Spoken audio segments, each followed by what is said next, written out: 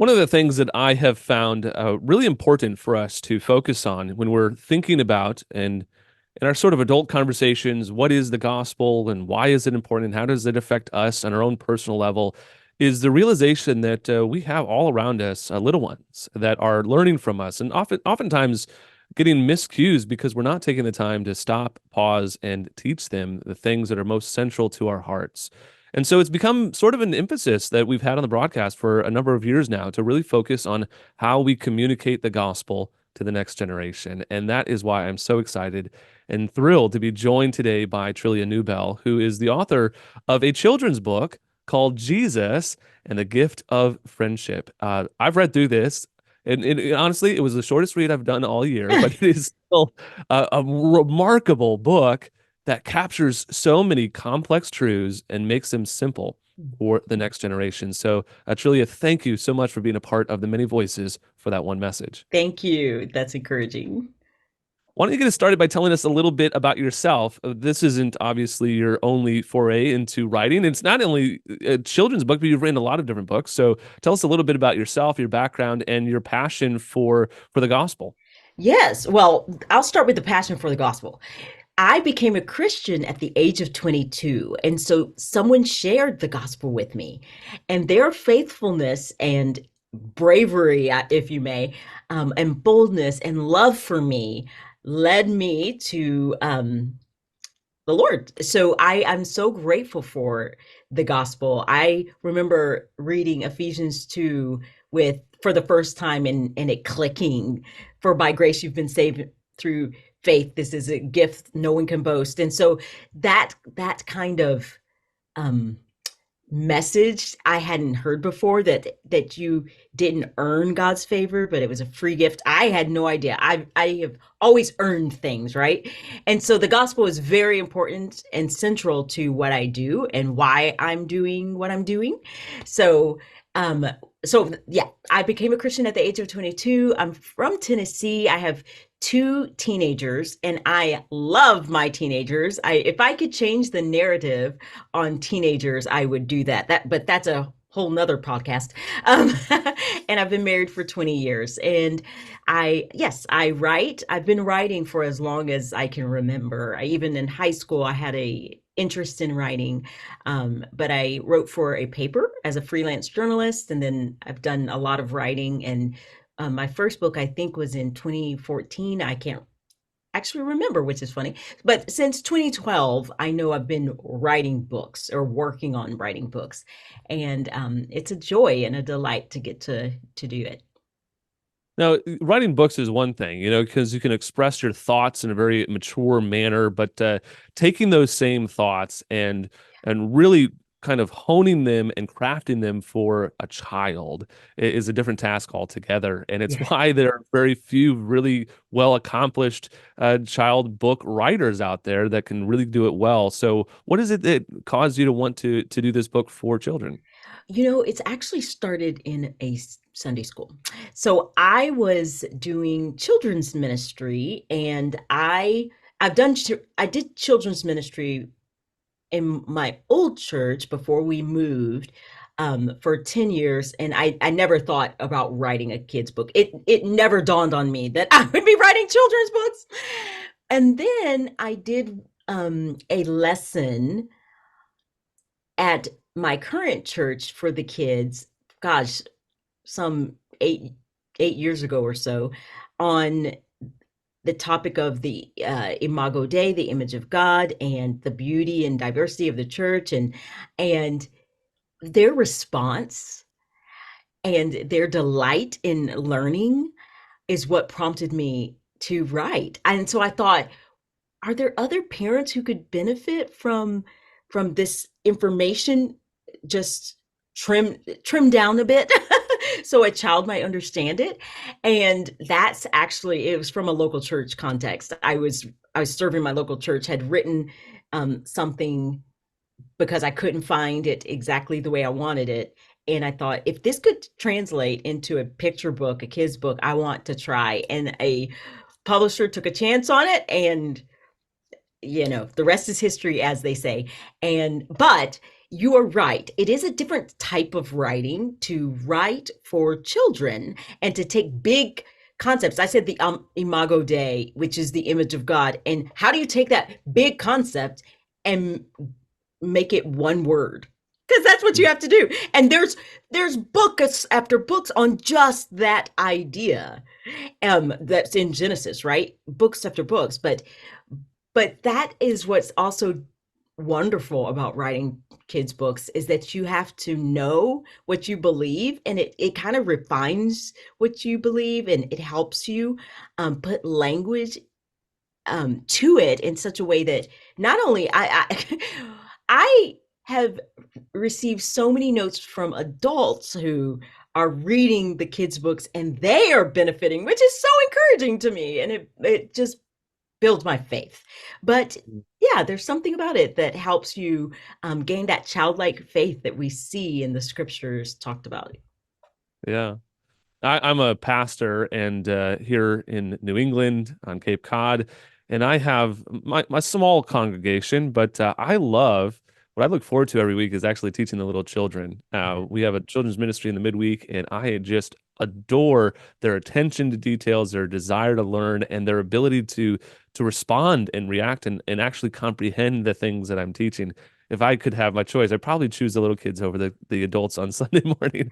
But I think it was actually Charles Ryrie, who is a theologian from another generation, that said, and it was so memorable to me. He says, if you can't preach to the oldest people in your congregation and the youngest people in your congregation, you really have no part preaching to anyone in the middle. And I Mm. think that there's something special there is really understanding these concepts that you can boil it down to the youngest person, but also expound on it for the oldest person. It really does show how valuable this is. But sometimes we overlook the little kids in our congregation. We don't think that they're picking these ideas up, and Oh. that's to our own detriment. Oh yes, that's true. They learn so much and they are listening. I mean, if you're a parent, you've probably seen your child mimic you and you think, oh, I say that or I do that. Where'd you pick that up? They are constantly learning and trying to interpret the world around them. And one of the things that I work at Moody Publishers and I helped develop a line of Bible studies for kids. And one of the things that I often say is if kids can learn geometry, they can learn the Bible. And so often I don't know why, but we think for Bible learning, we we we don't go to the hard concepts or talk about the tough things, but they're always learning something hard. If they can learn algebra and geometry and conjugations, we can teach them the Bible. And so that is my hope in even writing. I try to write in a way that is simple enough for them to understand, but still will challenge them to think and ask questions. And the parent can help or the guardian can help fill in any blanks that might be there. But yes, children learn, and we should not take them for granted, and or take it for granted that they are learning. Yeah. Let's talk a little bit about the book that's in front of us right now. It's called Jesus and the Gift of Friendship. And this is a very important subject that I know that is really going to capture the attention of kids because friendship is really a key component to their social, they're developing, they're trying to find friends, they're trying to make friends. It's not always working. So tell us where you got the impetus for this book. Yeah. Well, it was really, I was thinking, what are some of the pain points? What are the things that children experience? What have I seen in my own children? And friendships, either the lack of friendships or a season where it's hard to find friends, or you move to another, we moved across the state, you move to another city and you're like, where are my friends? Who are my people? Where can I find people? Um, Kids relate to that as well as older humans. And so that is really why one of the reasons why I wanted to encourage those kids who are looking for friends, one, that they are not alone, that we're all longing for friends, and it's okay. Two, that they can go to Jesus and ask for it. They can ask specifically for a friend. And that three, Jesus is their friend. And so I wanted to, and I there's a few things that I did in Jesus and the Gift of Friendship that's probably a little unique for a kid's book. We like happy endings, we have that, but I tried to make it as real as possible. Zeke, the main character, has to wait for a friend, so he doesn't get his friend right away. And then when he does get a friend, it's not exactly what he prayed for, but he was so grateful that he received the friend that God decided to give him. And those are the kinds of things God, he we can go to God and we can ask and he answers prayers, but it may be yes or maybe no and maybe not right now. Mhm. He answers prayers, but it may be in the way that we didn't anticipate or even choose. And so the Lord, he's still good. And I want that's a lot of big concepts, but I want kids to kind of get used to that idea that you can run to the Lord for anything and he hears you. Now just trust him for how he's going to answer it. Yeah. I think that's one of the things that's great about this book is it gives you places you can pause and talk with the kid and say, "What do you think about Yeah. this?" And there's those I think are the best children's books. I remember when my nieces and nephews were little and they'd bring me book after book after book. And after a while, I just got tired of reading the same sort of mindless concepts with them. And I tried to be a little more creative. So I started reading the title pages and all the ISBN numbers, Oh, Eventually, they stopped bringing me books. that's But one so of the things funny. I think is so sweet about this book is that the mother is talking through the situations with the child about the friendship. She weaves in the gospel, which was Yes. so creative. Because what you're actually communicating is the gospel in the midst of this narrative about a real life struggle.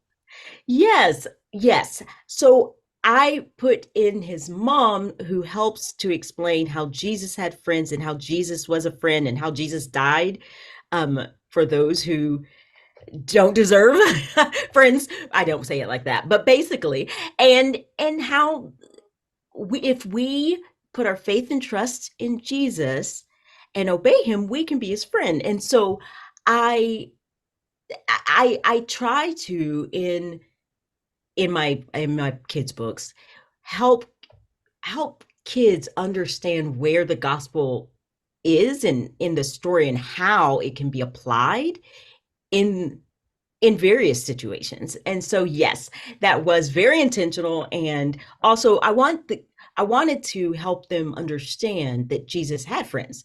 And so these were some of his closest friends. But he had all sorts of friends. Where I didn't go was that many of those friends abandoned him. But I hope that parents will go there and talk about, okay, this is the full picture of the gospel and what happened in this story. But you are right. I wanted to help kids understand um, some of the disciples' names and those who followed Jesus, and that we can as well. Yeah, I think it's remarkable because you're telling them the story of Jesus through a sort of sub narrative within the book. But that's exactly what we want to do. We want to weave that narrative into everyday life, as the Shema in the Old Testament tells us, Yeah. to take that gospel in all different aspects, where you stand, sit, lie down, to communicate those truths. Kids will be attracted to this book, but it's kind of like hiding the nutrients in the cereal, right? You're giving them something that is way more important in the context. No, that's such a good example of what I did, because I'll give you an example of ratatouille.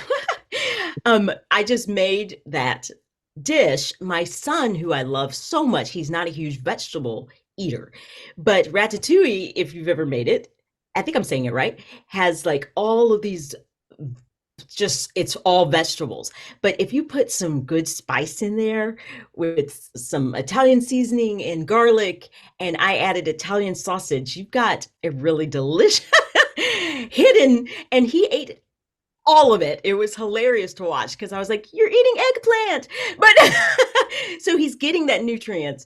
And very, yes, that is exactly right. I wrote another book called God's Very Good Idea. And the same thing, people think, oh, this is just about diversity or whatnot. But you see, the whole thing is really the gospel, and how the gospel is what makes this possible. And it's the same thing with Jesus and the gift of friendship. It really is. We can go to Jesus in prayer because of the gospel. We can go to him because he invites us to. What a good God. What a gracious God. And so I want to highlight that they so that they understand why they get to go and pray to our Lord and Savior. Yeah, I think sometimes we can get to the gospel narrative in a way that it sort of sanitizes it from the narrative that's presented to us in the gospels. And this year, as we're working through the Gospel of John, there's a lot of narratives, a lot of relational components to it. I'm just thinking of the story of Mary and Martha and Lazarus, right? That there is a connection point where Jesus had friends, he Yeah. had relationships, he cared about those people. And those are interwoven stories. Sometimes we're just getting to Jesus died on the cross and rose from the dead. Yeah. Um, that we forget that there are real life scenarios in which Jesus inserted himself to show us the humanity, his love, his care, and that's what you're ultimately doing with this book. Yeah.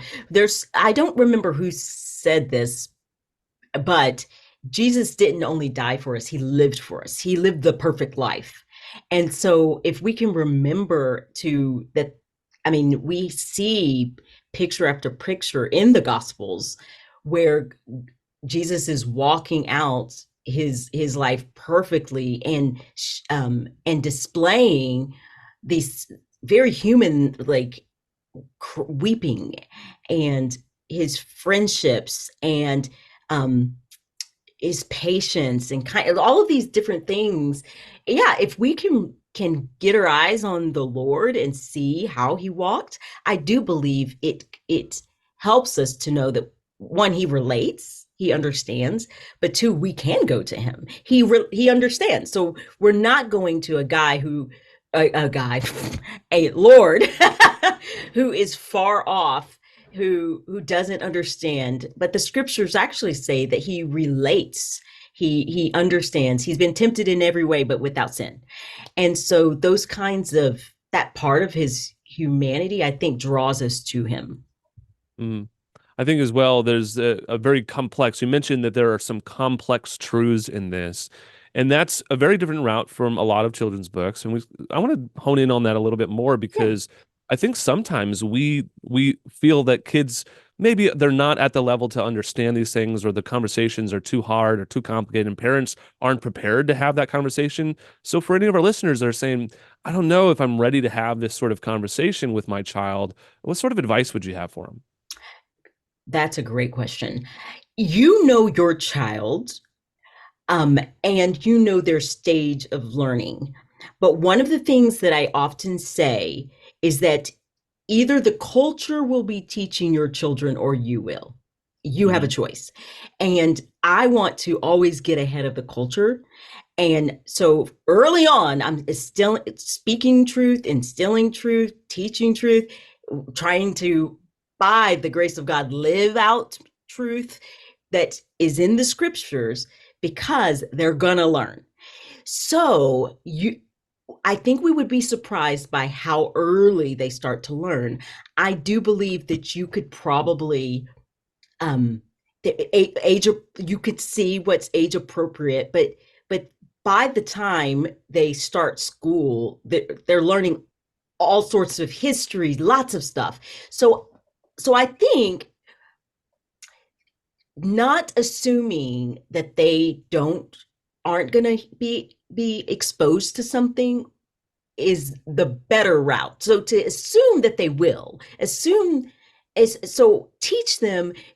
For example, even this book, Jesus and the Gift of Friendship, I don't go into Jesus's full rejection, right? But but but as kids start to learn about those stories, when they start to, so maybe at 3 and 6, you're reading these things to them, but by 7 to 8, you are asking them to read the whole book of John and to talk to you and pull out where were some of the hard things that Jesus experienced. Oh, people lied about him. They rejected him. Oh, they deserted him. Those are the kinds of things that by that time you could be and should be probably talking, because they're going to experience it, but also it helps to um make sense of the gospel, of what Jesus experienced, his full experience of it. Wasn't just a death on the cross, which was enough. It was a full rejection of people, the sin that's in us, right? So we those are the kinds of things that by that age group you could start to really dive into. But you've given them a foundation, somewhere to start. And so my that was a long answer. My short answer is, you know your children, but remember they're going to be exposed to it. Get ahead of the culture and teach. Yeah. I mentioned that I teach the children in our church in the midweek program, and I've gotten into the habit of asking them questions to kind of gauge what they understand, where they're at. Yeah. And one of the things that I found throughout the years is that they actually know a lot more than I give them credit for. They're thinking things a lot more deeply. And when I ask them the questions and I get the feedback, I realize this is something that I need to press into. This is something that I need to give clarity to, but it's also something that I have an opportunity to bring the gospel into those stories, because the kids are curious. They have a lot of questions. And I think that this is appropriate for children at a young age to start thinking about their relationships, their friendships, why sometimes people want to play with them and why sometimes people don't want to Yes. play with them, and how to react to that.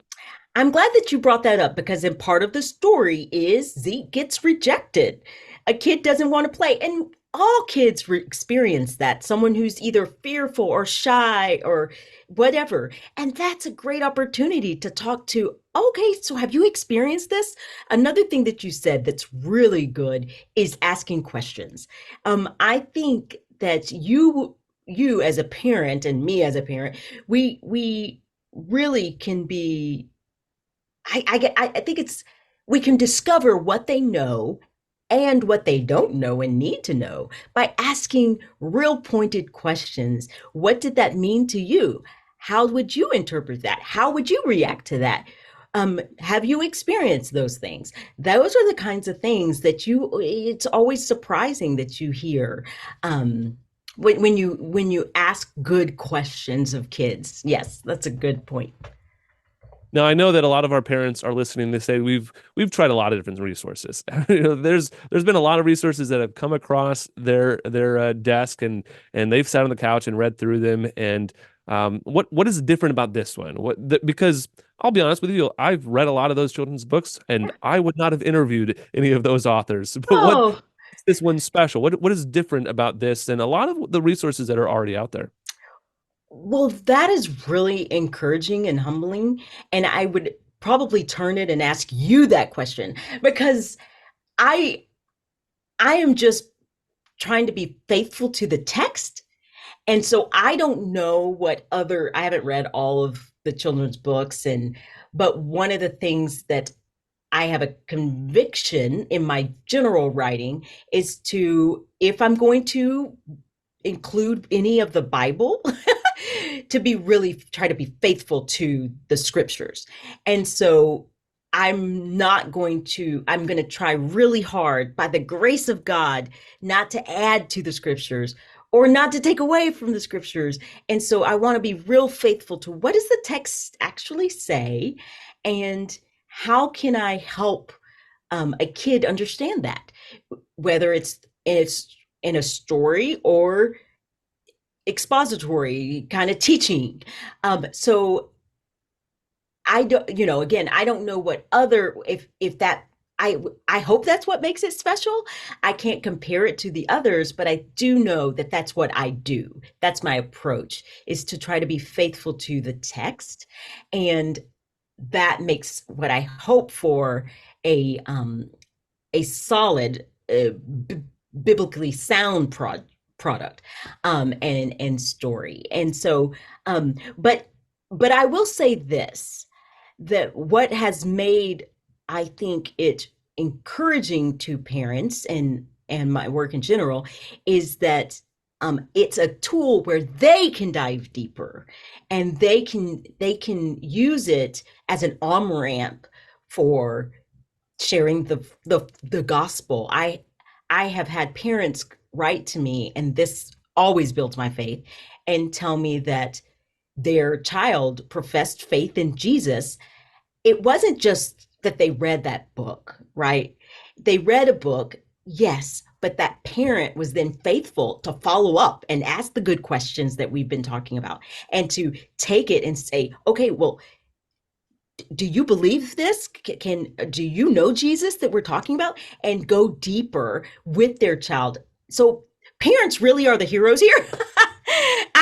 I'm providing the tool, but the parent and guardian, if you use that tool, I believe the Lord will honor that speaking truth in love, and that discipleship, and whatever you're doing with that your child, or with your group of children. If you're a teacher, I know a lot of people have used these resources in their classrooms. So I just think it's the follow up and the continual sharing of truth that really helps serve serve the parent. And so I'm really grateful that anyone would read my work. And yeah, it's such a joy to get to do it. I know that a lot of parents are looking for resources to help have those conversations with their kids, and it's hard to do in a sort of day to day thing when you're just like, get the food in your stomach, get Yes. your teeth brushed, get yourself into bed, get yourself dressed for school. No, put your pants on the right way. Yes. Like all of those things, it can be hard to find the way to break the ice and then to get into the conversation that's not ham-fisted to present the gospel. This book does that well, and I know That's that a lot great. of our parents and grandparents alike will see this as an opportunity. But this is something that they need to see, as you mentioned, an opportunity to break the ice, but then have those further conversations. What sort of advice do you have for parents and grandparents on how and when to implement those stories and to bring that narrative back to Christ? Mm. Well, anytime really. I mean, if you're reading the the book to your child, you can add commentary, right? I mean, we do it all the time when we're watching a movie or doing something. We fill in the blanks, or we ask questions. Do that while you're reading. And that's a real natural way. One of the things that you pointed out that's so true is that we have practical life things we have to do, like get dressed and get going, and so these kinds of tools and resources add a very natural way to have that conversation. It won't feel odd. And so that's what I would do. I would add that commentary as you're reading. And at the end, you could also, same thing. What did you think about that? Where has this happened in your life? I think that really is also important. Now, if you're reading to a 3-year old, they're probably just excited. They're going to memorize some things. They're going to start repeating it, which I think is also good. Um, I've heard of parents who their kids are reciting things about the Lord because they've read it over and over again. So those are great things too. You may not have that deep conversation with them, but you could say, "Oh wow, did you know that?" And they will respond. And so just I yeah, I think that you inserting yourself in the process, I think, is what's really important. Can you comment just briefly on the need to start early? Because this is a children's book, and many Yes. people are like, you know what, they're too young to understand these complex truths, or, we'll get to that down the road. Why start this young to explain these big complex truths and to kind of plant the seed of the gospel in a 3-year-old's mind? Yes. I do not remember where this study was, but recently there was a study that showed, and it may have been Barna, I can't remember, that children by the age of around 8 to 12 have formed their basic understanding of faith. Like they just their base, and many of those formative years is the trajectory they will likely go in faith. Now, we all know that God has power to redeem, and I became a Christian at the age of 22. So this is a survey, right? This is what studies have shown. So I say that to say that kids are really forming their identity and forming what they believe pretty early. And we in our lives are shaping our children with traditions and all sorts of things very early. Like if you think about your home and the habits of your home and what you all talk about and listen to, you are starting that at zero. Once they are born, you've started training them in how they are going to interpret the world and experience the world. So I say all of this to say you're already doing it. Mm. You're already doing it. The question is, are you being intentional about the Lord? And that's the question that we have to ask ourselves because we're already forming them. They're already forming an identity, a family identity, a cultural identity. They're already experiencing like this is what it means to be a Newbell. That's my last name. And this is how these are some of the things we do year after year after year. So you need to ask how am I taking my faith? If this is what I profess, is it something that I'm walking out daily? Is it a part of what? So you're going to start your because you're already doing that. Why not start really early with children so that they? So I would say start as early as possible. It could be listening to hymns in the morning with your 1 year old or singing little songs and teaching them. So it's never too early to start telling people about Jesus. um, Another thing I would say is that I think we could view our children not just as kids that we must raise. They are. We are called to raise these children, but they are also our neighbors. Like go and make disciples of all nations. I mean, it really starts in our home. And so I do believe if we can start to think of them as image bearers um, who need to know the truth, not just to be told what to do, right? They need that instruction, but they also we're called to disciple them. Just it's a part of the mission is right there in our home. It kind of starts right there and then goes out. But so I think if we can think that way, then we won't think of our children just as like our people that we just need to keep alive, but people who we are discipling and we're teaching and we want to share the gospel and tell them the truth and raise them up in the way they should go, but saturated with gospel truth. Does that make sense? Yeah.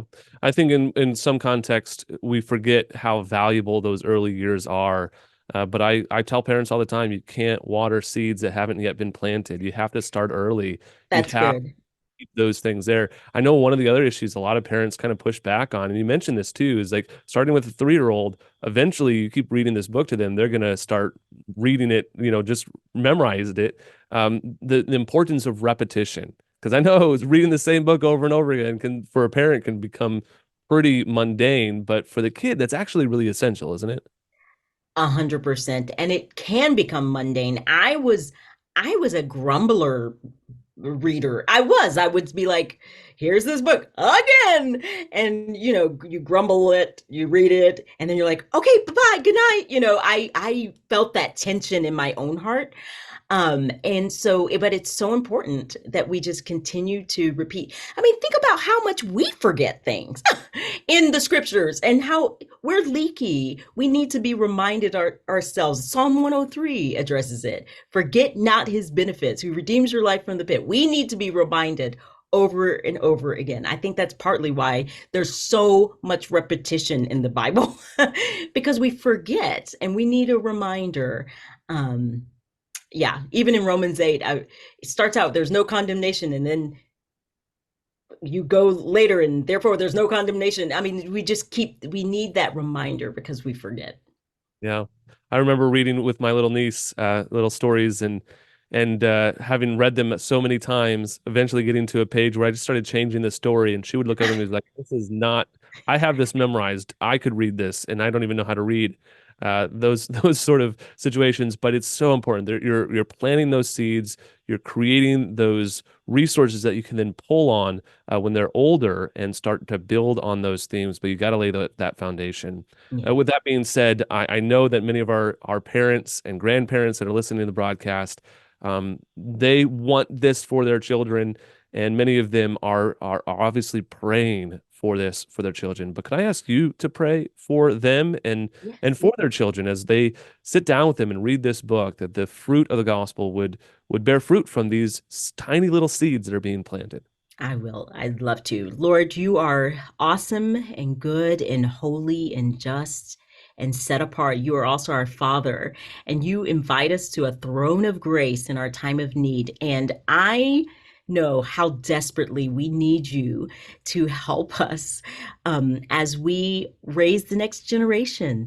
Lord, as we try to water what's been planted, Lord, I pray that we would have wisdom and grace to plant seeds of truth. God, that we would have the words to say, Lord, and that we would entrust their lives, our kids, our students, their lives into your hands, God, knowing that you love them more than we could ever um, ask or imagine. We thank you for that, Lord God. I pray for the resources that are in their hands. God, thank you for the allowing us to write and think and speak and share these resources, Lord. And I pray, God, that they would bear much fruit and that our efforts would bear much fruit, Lord.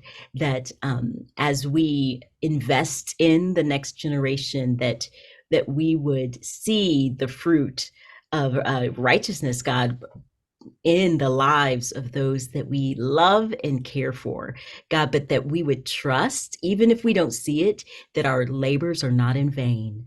God, thank you for Jesus, thank you. Thank you that you are a friend of sinners, Lord, that you are our friend and that you invite us to put our faith and trust in you and to obey you, Lord, and that you will never leave nor forsake us, and that right now you are interceding for us. God, I thank you. And it is in your name we pray. Amen. Amen. We've been talking with author Trillia Newbell. Her book is called Jesus and the Gift of Friendship. It is a children's storybook book.